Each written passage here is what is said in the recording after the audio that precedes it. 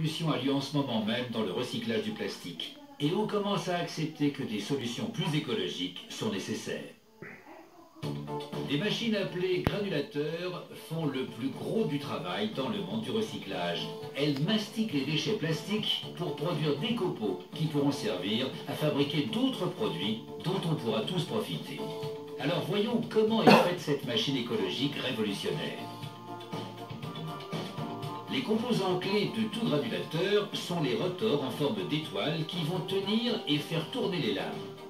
Le rotor s'active dans un tour où on perce un trou central pour accueillir un arbre en acier.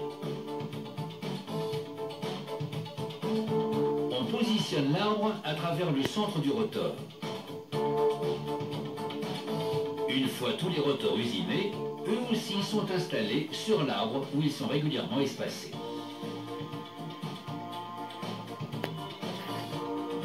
On soude maintenant les rotors à l'arbre. Les soudures empêchent les rotors de se déplacer malencontreusement pendant le broyage. Ensuite, on expose les lames en acier du granulateur à une chaleur intense pendant 12 heures. Une fois chauffées au rouge, on les plonge dans l'huile pour les refroidir. Ce processus, appelé la trempe, permet de supprimer les tensions et de renforcer le métal. Après des chauffages et des refroidissements successifs, une meule affine la forme de la lame pour améliorer son intégration au rotor. Elle aiguise également l'arête de coupe jusqu'à ce qu'elle soit extrêmement tranchante. On transfère maintenant l'assemblage rotor et arbre dans un berceau métallique. Ce système de rotor est plus petit que celui assemblé plus tôt et possède des rotors triangulaires. Il a été conçu pour déchiqueter des déchets plastiques plus petits. On vise 6 lames sur les rotors. 4 autres sont ensuite fixées au carter, alignées à un angle différent par rapport aux lames rotatives. Ensemble, les différentes lames vont couper le plastique très efficacement, mais l'espace entre elles doit être précisément calibré. Il est ajusté jusqu'à mesurer 0,3 mm de large. Ensuite, on fabrique le carter inférieur du granulateur. Une lame rotative aplanit les rebords de chaque partie.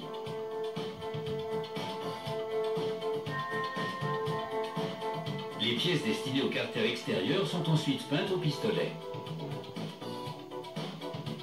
Ceci protégera l'acier de la rouille. Une fois la peinture sèche, le système de lame est installé dans son logement, ainsi qu'une grille métallique. Elle fonctionne comme un tamis. Ainsi, tout fragment de plastique, assez petit pour passer au travers, sera de la bonne taille pour le recyclage. La partie supérieure peut maintenant être posée sur le groupe lame. On enfonce une longue charnière dans des trous percés dans le caisson pour permettre au granulateur de plastique d'être facilement ouvert pour l'entretien. On active maintenant le système de lame pour s'assurer qu'il tourne librement. On assemble maintenant la trémie du granulateur. On place un rideau d'acier sur l'ouverture pour retenir des copeaux de plastique qui pourraient voler. À l'aide d'un pont roulant, on abaisse la trémie sur le granulateur. Une fois les deux composants alignés, on les fixe à l'aide de boulons. On installe maintenant un moteur de 50 chevaux sous l'arbre à lame. Une poulie tournant sur un volant situé sur l'arbre à lame est reliée au moteur avant que ce dernier et le système de poulie soient recouverts d'un couvercle en acier. On installe maintenant un tiroir pour recueillir les copeaux de plastique au fur et à mesure qu'ils se forment. Le granulateur est maintenant prêt à être mis en marche.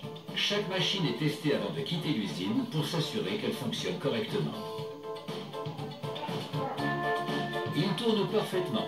Le granulateur est donc prêt à rejoindre la lutte contre le problème croissant des déchets plastiques.